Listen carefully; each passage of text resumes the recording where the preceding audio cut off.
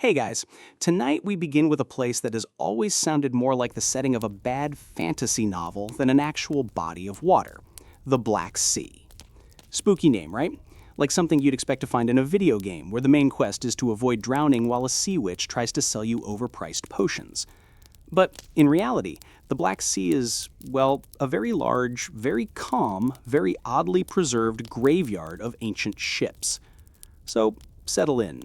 Dim the lights, pull that blanket up, because tonight we're going to slowly drift down into one of the world's strangest underwater museums, a place where ships from thousands of years ago are still hanging out, pretty much intact because nature decided to pickle them in a massive jar of salt water and hydrogen sulfide. Yes, the Black Sea is basically the world's weirdest brine tank. Now, here's the fun part. For centuries, sailors from all over, Greeks, Romans, Byzantines, Venetians, Ottomans, kept tossing their ships into this thing. Some of them made it, some of them didn't, and thanks to the Black Sea's unique cocktail of very little oxygen and very unwelcoming chemistry, their wrecks didn't just rot away. They stayed. Perfectly.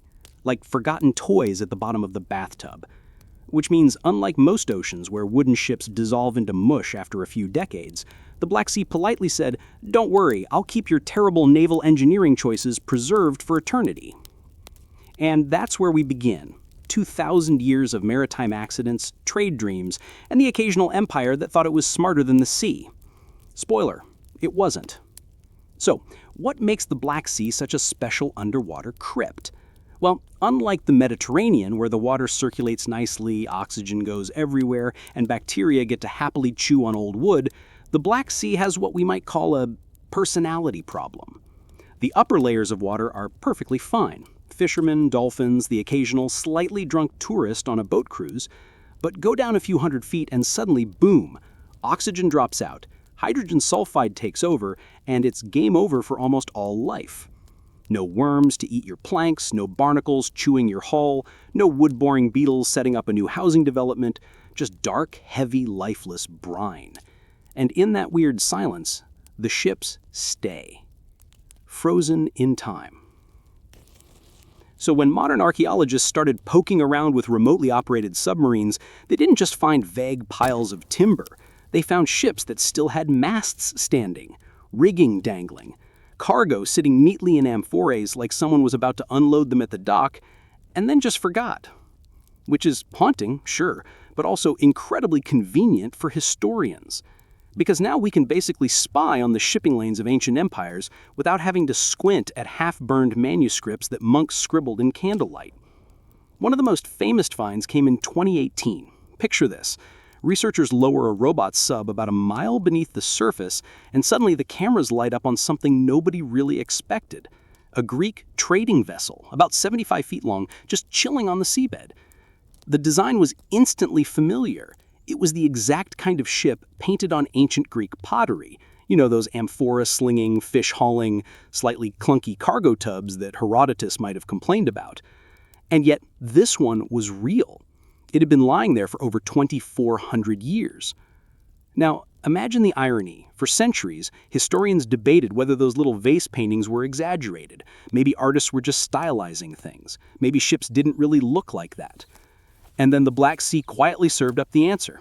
Yep, they looked exactly like that. Nice try doubting ancient doodles. And here's where it gets funnier. The ship was found in almost perfect condition. Mast upright, rudders in place, even some bits of the crew benches still clinging to the hull. If you squinted, you could almost imagine the sailors had just stepped off to grab a drink and never came back, which might be close to the truth considering ancient seafaring wasn't exactly safe. Now, of course, you're probably wondering, why were people even sailing here in the first place? The Black Sea doesn't exactly scream vacation paradise, but back in the day, it was basically the Walmart of the ancient world. If you wanted grain, fish, furs, slaves, honey, wax, or that all-important wood to build more ships to sink later, the Black Sea was where you went. Greek colonies like Byzantium, later Constantinople, were set up basically as glorified trade outposts to funnel goods back into the Mediterranean. So ships were constantly making the journey in and out, which in turn meant ships were constantly being claimed by storms, bad navigation, piracy, or just the occasional, oops, our hull split open. And each time one went down, the Black Sea filed it neatly in its underwater archive. And let me tell you, that archive is stacked.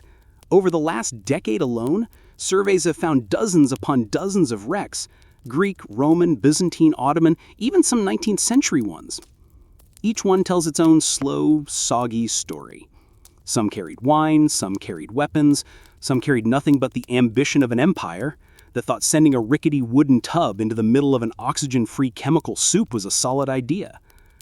But let's drift back to the ancient ones, because those are the most surreal. Another particularly well-preserved ship was a Roman trading vessel discovered sitting on the seabed like it had been parked there on purpose. Amphorae, those tall, narrow clay jars that Romans used for basically everything from wine to oil olive, were still stacked in the hold. Imagine that. A shipment of olive oil sitting untouched for nearly 2 millennia, just waiting for someone to invent bruschetta. And then there's the Byzantine wrecks. By the Middle Ages, Constantinople was running the show, and the Black Sea was their personal backyard. Byzantine ships tended to be sturdier, more militarized. After all, you never knew when a Viking raiding party would come rowing in looking for souvenirs. And yes, Viking longships also made appearances in the Black Sea because apparently there wasn't a single coastline those guys didn't treat like their own personal playground. The Byzantine wrecks often reveal not just cargo, but design tricks. Cross beams, planking techniques, even rope knots preserved like someone tied them yesterday. For naval historians, it's like opening a pop-up book of naval shipbuilding evolution without the usual frustration of guessing what went where. And speaking of shipbuilding, the Black Sea also tells us something rather hilarious about human stubbornness. Despite watching ship after ship vanish into storms, pirates, or straight-up incompetence, empires never stopped sending more. Grain from Ukraine? Essential. Timber from the north? Unskippable. So in went more ships and down went more ships. The Black Sea just kept collecting, like some obsessive hoarder of maritime disasters. And of course, when you pile centuries of wrecks in the same body of water, you get a layered time capsule. It's not just one empire's mistakes, it's everyone's. Greeks, Romans, Byzantines, Venetians, Ottomans, Russians, they all contributed to this very soggy museum, one shipwreck at a time. Let's pause for a moment and float on the surface. Imagine you're a Greek sailor. You've got a wooden tub full of amphorae, maybe some salted fish, and the vague hope that Poseidon won't be in a bad mood. You set out across the Black Sea. The water's dark, the sky's unpredictable, the shoreline dotted with colonies that may or may not welcome you. And deep beneath your keel, a future archaeologist's dream is waiting. Because the odds are not exactly in your favor. And yet, they sailed anyway, century after century, ship after ship, cargo after cargo, each one now resting quietly in that suffocating darkness, where no fish swim, no worms nibble, no light penetrates. Just quiet, eerie preservation. We'll keep drifting deeper into this briny graveyard soon, but for now, let's let that first image settle in. A Greek cargo ship, 2,400 years old, lying intact in the cold, dark silence of the Black Sea. Because apparently, history has a sense of humor. And that humor looks a lot like perfectly preserved amphorae sitting where nobody can drink them. So, we've met our first Greek wreck. Intact, smugly preserved, like it's mocking every modern historian who thought pottery paintings were exaggerations. But of course, the Black Sea wasn't about to stop with one neatly packaged archaeological surprise. No, this watery crypt had room for everyone. Greeks, sure, but then came the Romans. And if you know anything about Romans, it's that they loved two things: conquering people and trading way too much olive oil. Now, Roman merchants were nothing if not determined. They had entire provinces around the Black Sea dedicated to pumping out grain and fish to feed their oversized toga-wearing capital. And of course, that grain had to get somewhere. Which meant Roman cargo ships were constantly plying the Black Sea. Some of them made it. Some of them, well, you guessed it, ended up lying flat on the seafloor, amphorae still strapped in like they were buckled for a safety inspection. One of the wrecks found was a Roman trading vessel stuffed with jars of wine and oil, still neatly stacked, as if someone thought they might rise to the surface again and finish the delivery. Imagine losing an entire shipment of wine in an age where wine was basically your safest form of hydration. That's not just a shipping disaster, that's a whole city's excuse for complaining about headaches gone missing overnight. But Rome, being Rome, they didn't exactly learn from their mistakes. The empire had a bad habit of treating natural obstacles like minor inconveniences. Mountains? Build roads over them. Rivers? Build aqueducts across them. Seas? Fill them with ships until something reaches the other side. And when those ships sank, well, Rome had plenty more. You could almost imagine the emperor shrugging. Just send another one. We've got provinces for that. The Black Sea, meanwhile, politely nodded and accepted its new residents, preserving them in the chemical soup like it had done with the Greeks. By now, it was less a body of water and more a giant filing cabinet of failed imperial logistics. Then came the Byzantines, Rome's awkward younger sibling who insisted it was still Rome even after the old capital had collapsed into ruins and goats. Byzantium, later Constantinople, wasn't just a city by the Black Sea. It was the Black Sea's gatekeeper. Whoever controlled Constantinople controlled the flow of trade, grain, timber, and everything else that funneled through that narrow Bosporus Strait. And being gatekeepers meant they had a fleet. A very busy fleet. Cargo ships, warships, everything in between. And the Black Sea, loyal as ever, claimed a fair share of them. Some Byzantine wrecks are remarkable not for what they carried, but for what they tell us about shipbuilding. We're talking preserved planking techniques, fastenings, even rigging styles. You can practically trace how Mediterranean ship design evolved by looking at these frozen moments underwater. And of course, every wreck has that same eerie detail: no worms, no barnacles, no decay. Just wood waiting patiently in the dark. One Byzantine wreck found off the Bulgarian coast still had its cargo intact. Amphorae again, because apparently, no matter how many centuries went by, humans never got tired of stuffing clay jars with booze and oil and throwing them onto boats. It's comforting in a way. History changes, empires collapse, but amphorae are forever. Another wreck revealed Byzantine coins tucked among the remains. A reminder that this wasn't just trade, it was an empire's economy sailing on fragile wooden planks, one storm away from vanishing. And vanish they did. But of course, Byzantium wasn't alone in poking around the Black Sea. Medieval Europe loved to crash other people's parties, and so did their merchants. Enter the Venetians and Genoese.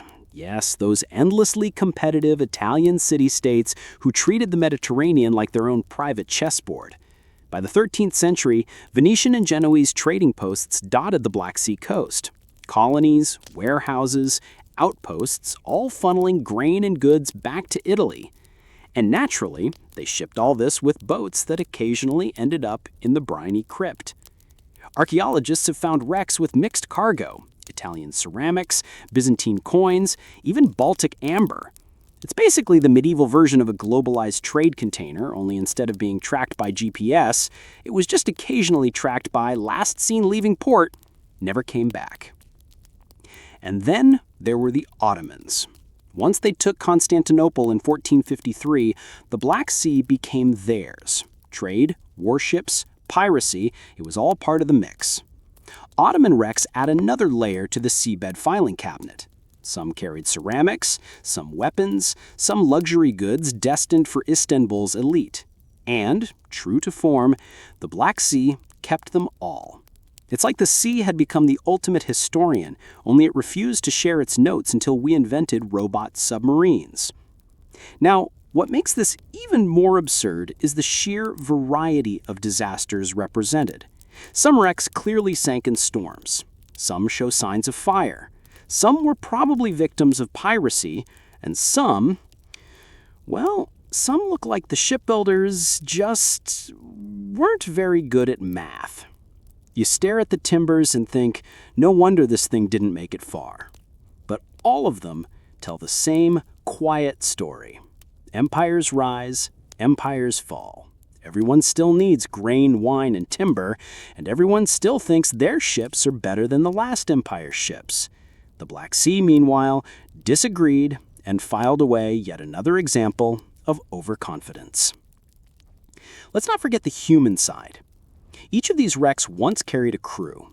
Sailors who lived hard lives, cramped into small wooden tubs, sleeping on deck, eating salted fish, and praying the gods, or God, depending on the century, wouldn't decide to ruin their week with a storm. We don't often find their remains, but the ships themselves are enough. A mast frozen upright, a rudder intact, benches still in place. It's like the ship is telling us, people were here. They worked, they worried, they tried, and then they were gone. There's something haunting about that. Not dramatic, not horrifying, just quiet. A reminder of how fragile daily life was when your survival depended on wood, rope, and luck. So by the time we move through the late Middle Ages and into the Ottoman period, the Black Sea had collected hundreds of ships, layers upon layers of history. Greeks, Romans, Byzantines, Italians, Ottomans, Russians. Each one added another chapter to the underwater archive, and because the sea never clears its shelves, all of them are still there. It's like walking into an attic where no one ever threw anything away, except the attic is filled with ancient ships, and instead of dust, there's hydrogen sulfide. A historian's dream, a sailor's nightmare, and a surprisingly effective bedtime story. Let's float to the surface for a moment before we go any further. Imagine Constantinople at its height. Domes glittering, trade pouring in, fleets constantly moving in and out of the Bosporus. And under all that activity, the seafloor quietly storing away every mistake, every accident, every unlucky voyage. Nobody thought about it then. They just sent out the next ship. But we, drifting centuries later, get to look back and see it all stacked together. And that's the strange, sleepy beauty of the Black Sea. It's not just water, it's memory. And unlike most seas, it refuses to forget. So far, we've floated through the Greeks, the Romans, the Byzantines, and the Ottomans, each one happily donating their ships to the Black Sea's bottomless collection. But here's the thing. For centuries, nobody really cared. The Black Sea was just there. Traders crossed it, fishermen worked it, empires taxed it. But the idea that there was a perfectly preserved museum sitting quietly underneath, not on anyone's radar. Until the 20th century. Now, I know what you're thinking. Didn't people dive for wrecks earlier? Sure, the Mediterranean was full of sponge divers pulling up amphora since forever. But the Black Sea? It was deeper, darker, less friendly. Not the kind of place you casually swam down to grab a souvenir. And remember that whole hydrogen sulfide thing? Yeah, not exactly an inviting place for divers who'd like to keep breathing.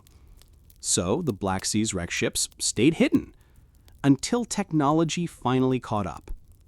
The story of modern discovery really kicks off in the 1970s and 80s when marine archaeologists started experimenting with sonar mapping.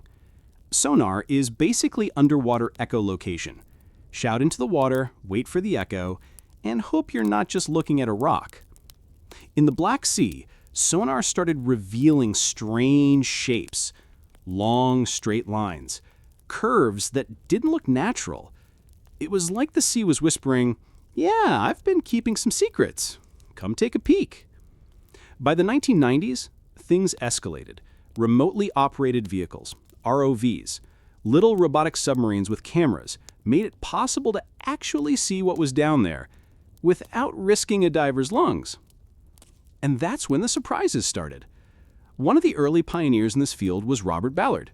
You might remember him as the guy who found the Titanic in 1985. Apparently, he got bored of tragic luxury liners and decided to poke around the Black Sea instead.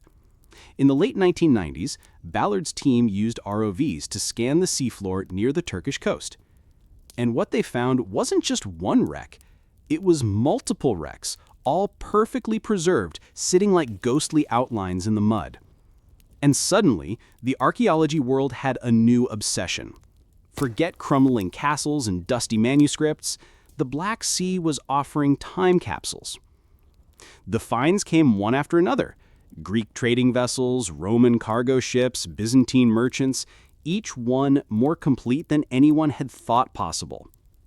In most seas, a wreck is just a pile of timbers you have to puzzle back together. Here, they were still ships, hulls intact, masts upright. In some cases, ropes and rigging dangling like someone forgot to clean up. The level of preservation was so uncanny that one researcher described it as walking into an ancient harbor, only the sailors never left, which is both poetic and just creepy enough to make you want to keep the lights on while you think about it. Of course, archaeologists are human, which means naturally they started competing. Nothing spices up academia like bragging rights. Some teams raced to publish first. Others debated whether a wreck was really Greek or just Greek-inspired. At conferences, scholars argued over who had the better sonar maps, because apparently grown adults with PhDs can still sound like rival high school clubs. But petty squabbles aside, the Black Sea project kept delivering.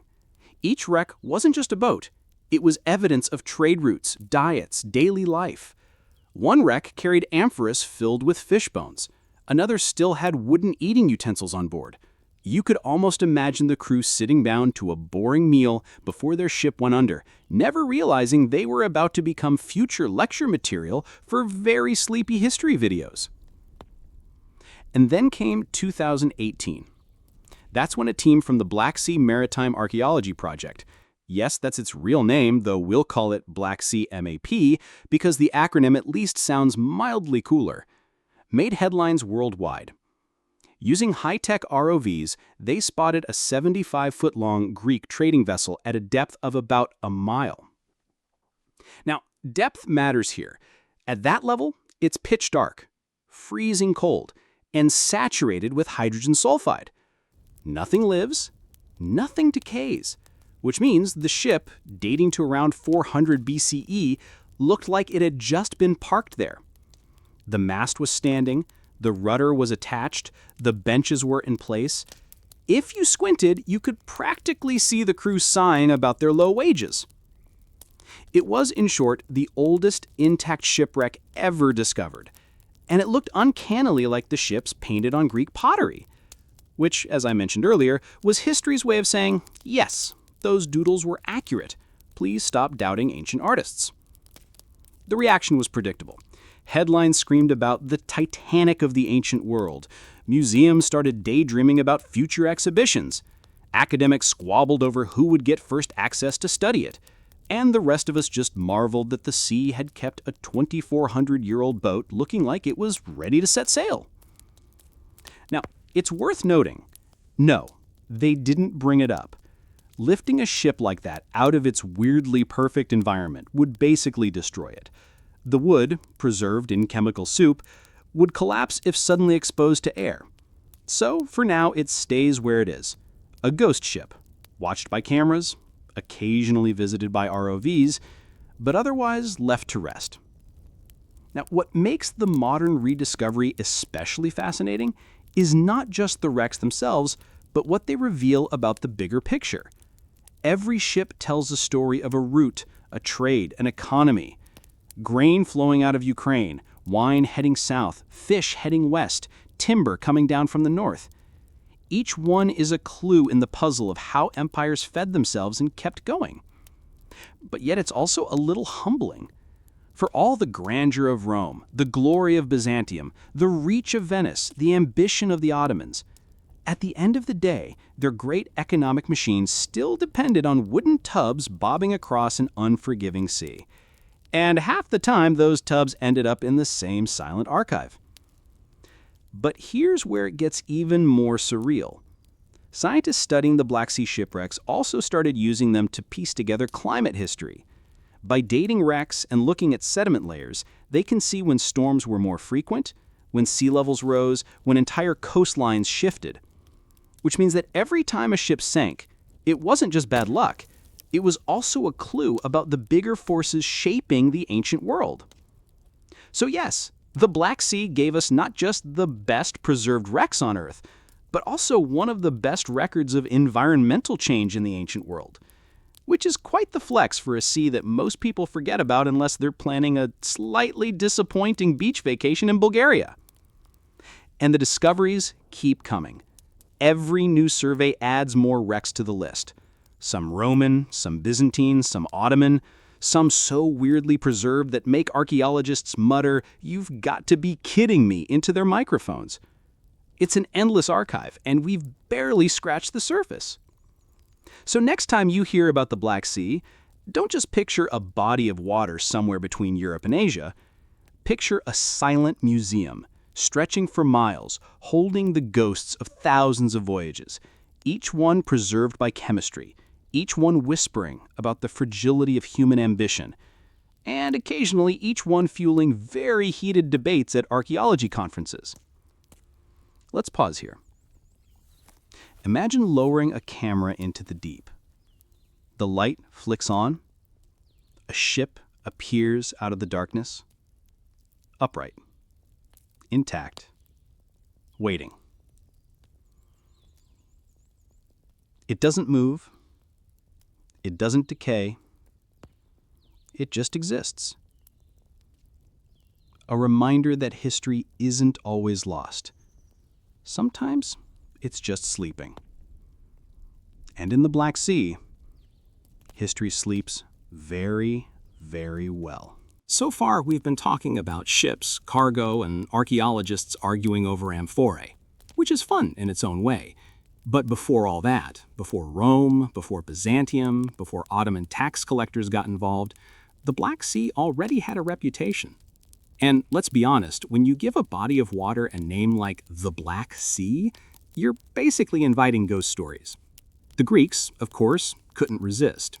To them, the Black Sea was a frontier, a place that lay beyond the comfortable, sunny Mediterranean where everything was just slightly wrong. The water was darker, the storms harsher, the coastline wilder, and the people? Well, let's just say Greek writers didn't exactly win awards for cultural sensitivity. They liked to describe the tribes around the Black Sea as barbaric or strange, which usually meant they don't eat olives the way we do. And naturally, they wove myths about it. Take Jason and the Argonauts. Yes, the world's most famous golden fleece heist. Jason's quest took him east, across the Aegean, through the Bosporus, and straight into the Black Sea. His destination? Colchis, modern-day Georgia.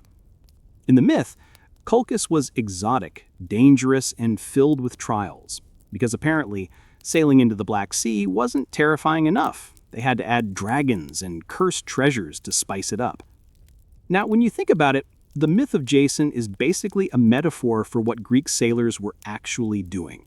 Heading into the Black Sea was risky, often for the sake of resources. Grain, timber, furs, things the Mediterranean didn't have enough of. The golden fleece might have been symbolic of wealth pulled from these lands.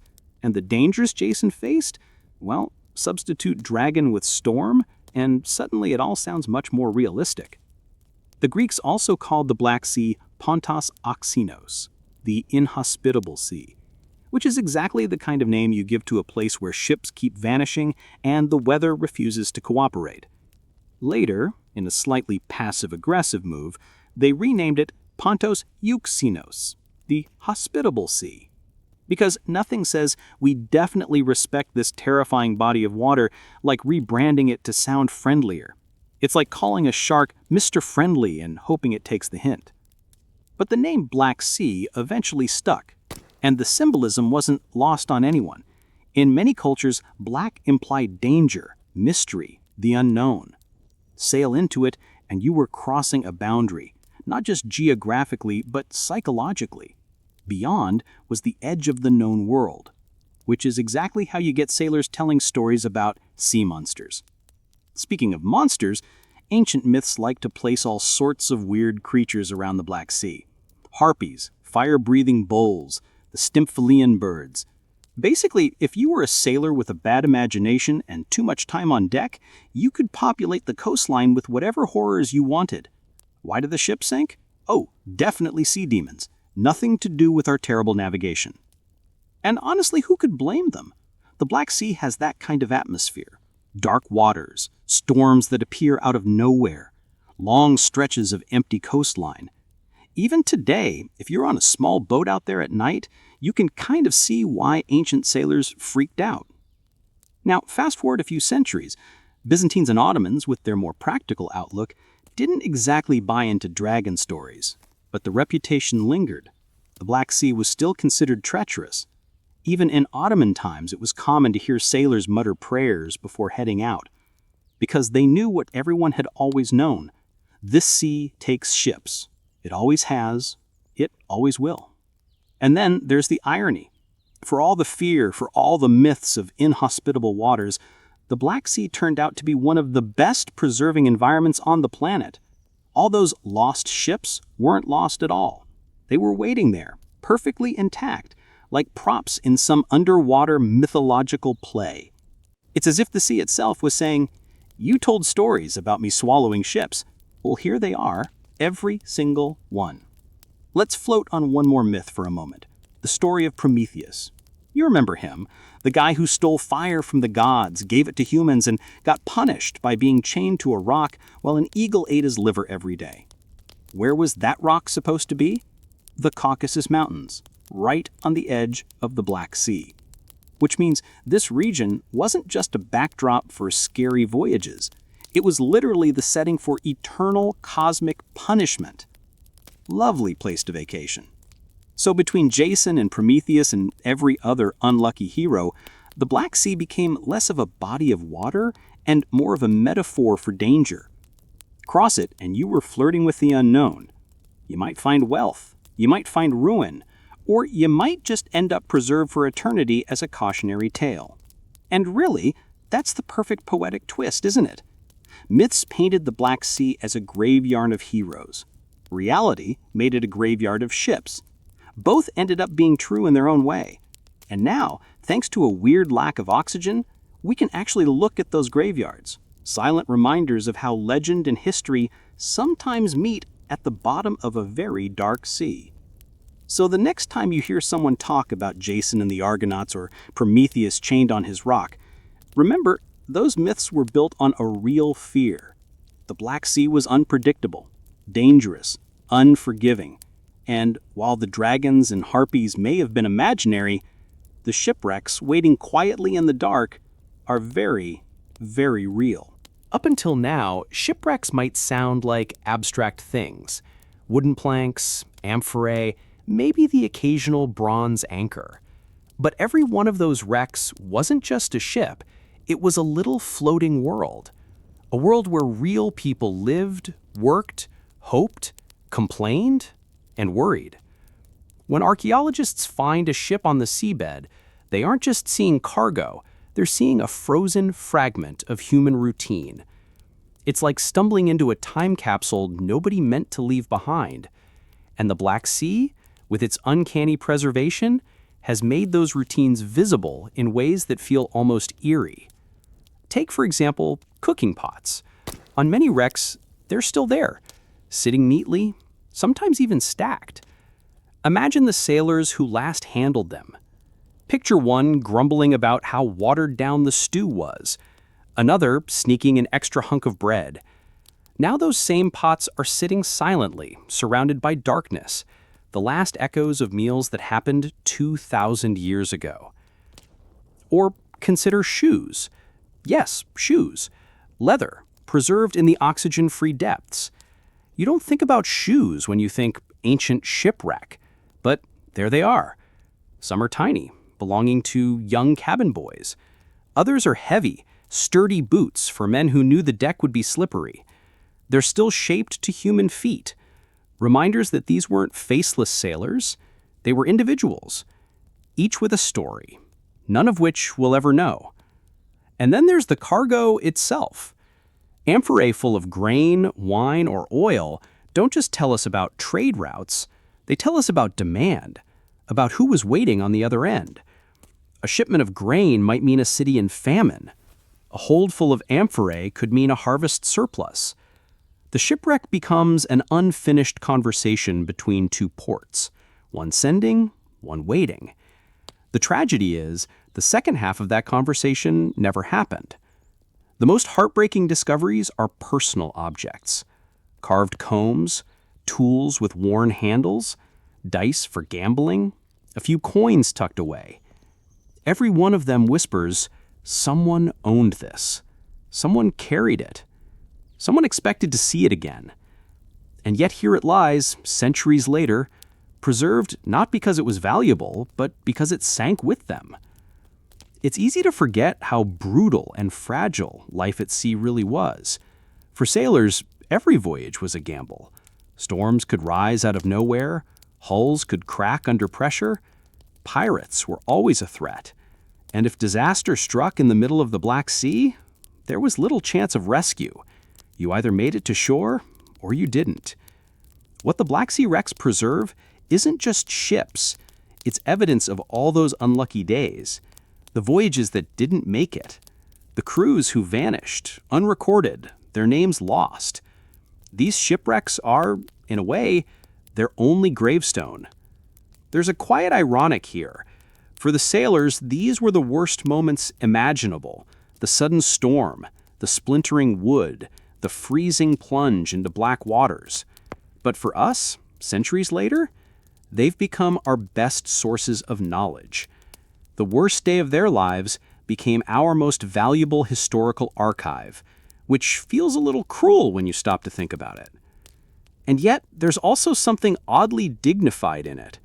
These men, forgotten by name, forgotten by story, still left behind something permanent. Their ships became history. Their belongings became evidence. Their tragedies became lessons. They've been remembered, not in the way they might have hoped, but remembered nonetheless. There's also a haunting sense of intimacy when archaeologists look at these wrecks, because they're not just studying objects, they're looking at frozen moments. The tools a sailor dropped when the storm hit, the cooking fire that was never relit, the half-unloaded cargo. It's as if time just stopped mid-scene and then politely waited for 2,000 years until we were ready to look. Which brings us to an uncomfortable but unavoidable thought. Every shipwreck is also a mass grave. Even if no human remains survive, the absence speaks loudly. You know they were there. You know they went down with the ship. The silence is part of the story.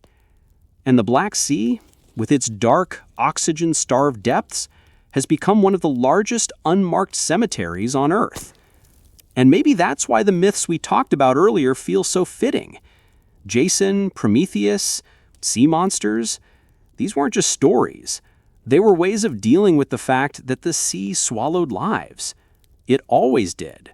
It still does. And when you stare at a 2,500-year-old wreck, its timbers, dark but intact, you realize that every plank is soaked not just in seawater, but in human fear, hope, and loss. So when we talk about the human side of Black Sea shipwrecks, it's not just about pots, shoes, and tools. It's about empathy.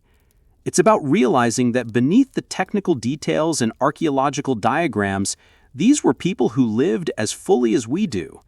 People whose worst moments turned into artifacts. People whose silence tells us more than any written record could. And maybe, just maybe, that's the real haunting beauty of the Black Sea. Not just the preservation of ships, but the preservation of lives. Lives that would otherwise have been forgotten, now forever drifting in dark waters, whispering their stories to anyone willing to listen. The Black Sea is both generous and secretive. It gives us intact shipwrecks no other ocean could preserve. But it also hides far more that it reveals. For every wreck mapped by sonar, there are likely dozens, maybe hundreds, still resting in the mud, unseen. which means what we know is only the smallest fraction of what there is to know. One of the biggest mysteries is simple: just how many ships are down there? Archaeologists estimate there could be thousands. Think about it. The Black Sea has been a busy trade hub for at least 3,000 years. Greeks, Scythians, Thracians, Byzantines, Ottomans, Russians all sailed across it. And storms, piracy, and sheer bad luck have always been part of that equation. Every century added more wrecks to the pile. Multiply that by millennia, and the seabed becomes less of a blank canvas and more of a warehouse, stacked with history. And yet, we've only found a small portion. Hundreds, maybe. That's impressive, but compared to what's still hidden, it's a drop in the very salty bucket. Another mystery concerns the oldest wrecks. The earliest known ship so far, around 400 BCE, is remarkable, but there's reason to believe even older vessels could be out there. Bronze Age ships, maybe from the Mycenaean world or even earlier. That would push the history of seafaring in the Black Sea back centuries, maybe millennia. The problem is, finding them isn't easy. Ships that old are buried deeper, swallowed by sediment. They don't show up on sonar as cleanly as more recent wrecks, which means they could be there, quietly preserved, waiting. The question isn't whether they exist, it's whether it will ever reach them. Then there's the question of sunken cities. Yes, entire cities. Some archaeologists believe parts of the Black Sea coast once held thriving settlements that were drowned when sea levels rose thousands of years ago. This ties into the so-called Black Sea deluge hypothesis, the idea that around 5600 BCE, Mediterranean waters suddenly flooded into the Black Sea basin, swallowing entire communities. If that's true, then beneath those waters might not just be ships. There could be streets, houses, even temples preserved in the mud. Think about that for a moment. Whole civilizations erased by water, yet maybe still waiting for rediscovery. It's the kind of idea that sounds like myth, like Atlantis, but with actual geological backing. So far, hints have been found: submerged shorelines, ancient tools, possible structures, but nothing conclusive. It's one of those tantalizing, almost but not quite mysteries. And perhaps that's fitting. The Black Sea keeps its secrets close. Another unresolved mystery is the personal stories behind specific wrecks. Take a ship filled with amphora. We can tell what it carried, we can date the pottery, we can even reconstruct the route it probably sailed. But the actual event of its sinking, we'll never know for sure. Was it a sudden storm, a careless captain, an attack, or just slow rot and collapse? Even more personal, what happened to the crew? Did some survive, washed ashore half dead, or did they all vanish into the sea, names unrecorded, memories erased? Archaeology can't answer those questions. It can only gesture at them, which leaves us floating in the gap between science and imagination. Then there's the mystery of what's still missing.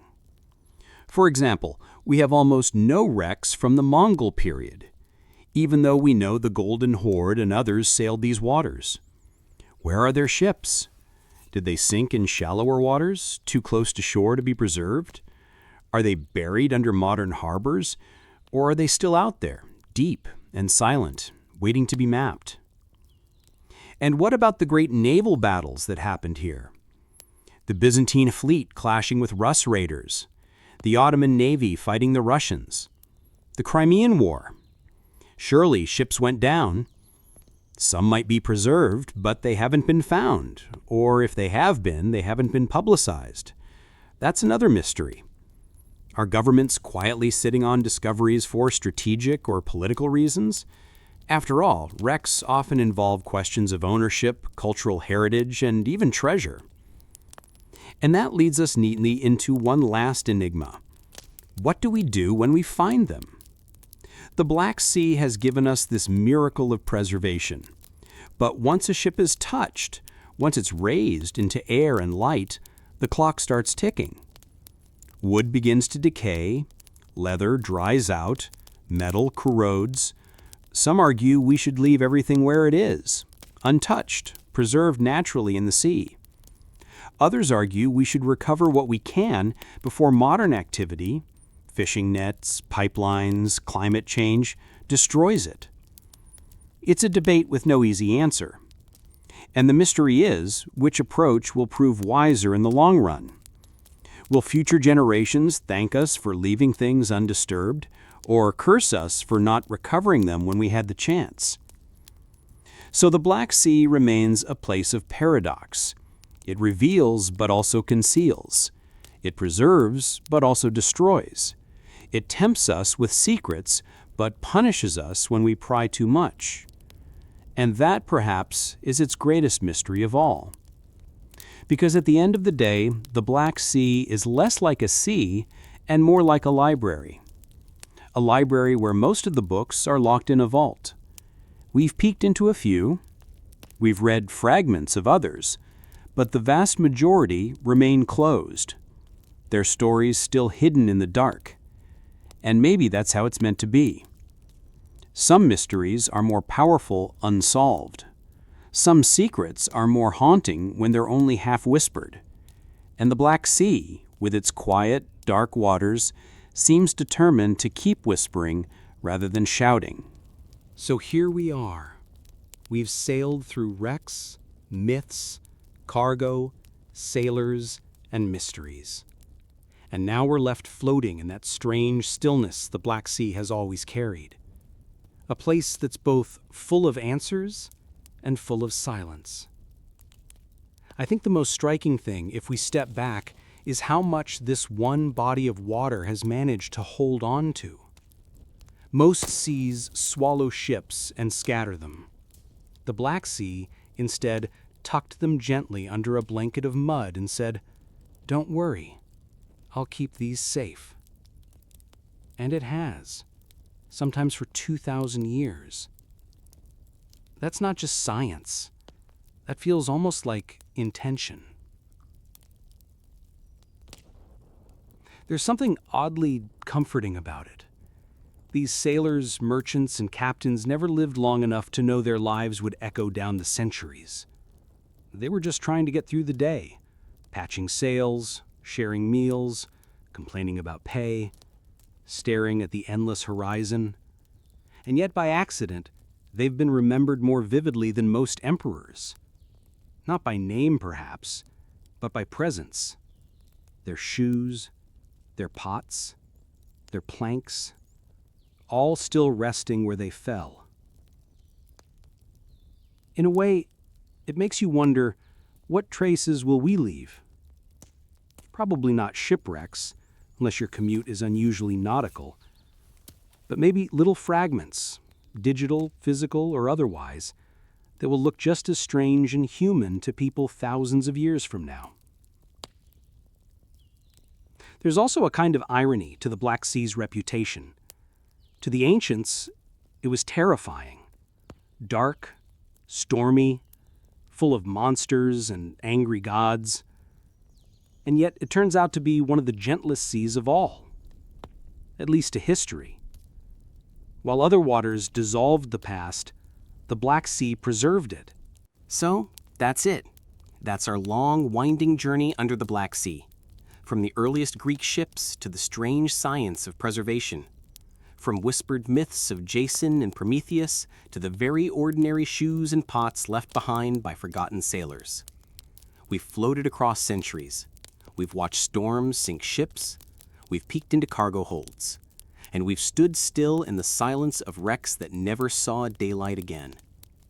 And all the while, the sea has been there, dark, steady, patient, holding its secrets like a librarian who knows you're not quite ready to check out the book you really want. And now, you don't need to remember the details. You don't need to hold on to the names, the dates, or even the shapes of those ships. Just let them drift away, the way they've been drifting for millennia. Imagine them sinking slowly into the mud until all you can see is calm water above. because that's where tonight has really been about. Not facts, not archaeology, not debates, just quiet. Just the slow rhythm of history. If you're still here, still awake, still listening, then maybe the sea isn't quite ready to let go of you yet. Or maybe you're not ready to let go of it. And that's fine. We can linger a little longer. The thing about the Black Sea is that it doesn't end when the story ends. Even now, while we're speaking, it's out there, quiet, dark, stretching wide between the coasts of Turkey, Bulgaria, Romania, Ukraine, Georgia, and Russia. The waves are still moving, the currents are still pulling, and deep below, the shipwrecks are still waiting. Unmoved, untouched, timeless. It's strange to think that right now, 2 miles under the surface, wooden planks from 2,000 years ago are sitting exactly as they fell. No hands have lifted them, no storms have scattered them. They're just there, like history pressed pause. And maybe that's a good image to hold as you drift towards sleep. The idea. By this point, everything we've talked about, the ships, the cargo, the myths, the sailors, the mysteries, has settled into the quiet darkness of the Black Sea. There's nothing new to add, nothing left to reveal, just calm.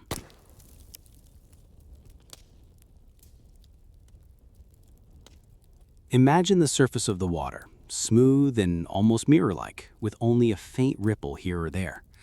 The air is still. The sun has dipped below the horizon, leaving a soft twilight glow. And below, the wrecks remain exactly as they have for centuries. Planks, pots, shoes, ropes, all untouched, timeless, waiting, resting.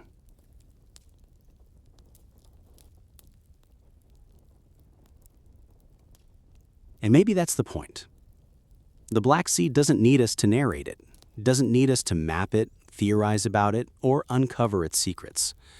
It simply exists, patient and eternal, quietly holding everything that has passed into its depths.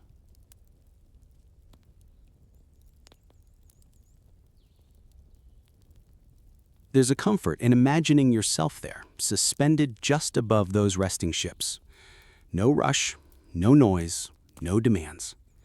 Just weightless calm, letting the stories, the echoes, the centuries drift silently beneath you.